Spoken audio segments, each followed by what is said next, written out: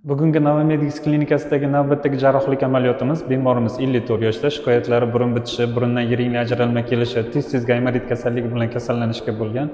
Bemor bir necha yil avval burunda septoplastika operatsiyasini o'tkazgan. Operatsiyadan keyin burun bitishlari qolmagan. Bemorni tekshiruvlar natijasida ikkala tomonda surunkali polipoz yiringli gamorit frontit tashxisi qo'yildi va bemor jarrohlik amaliyotiga tayinlandi.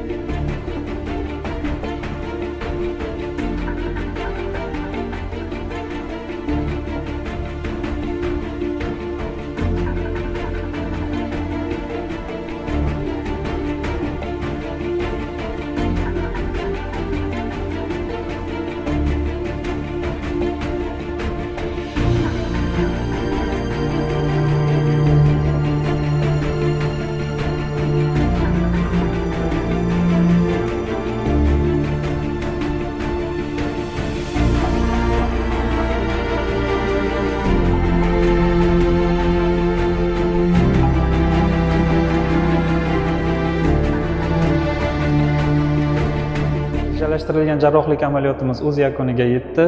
Bemorimizda ikkala yuqori g'alvirsimon va peshona bo'shliqlari polipoz yiringli ajralmalardan tozalanib, tabiiy kanallar kengaytirildi. Operatsiyamiz muvaffaqiyatli yakunlandi. Bemorimizga shifo tilab qolaman.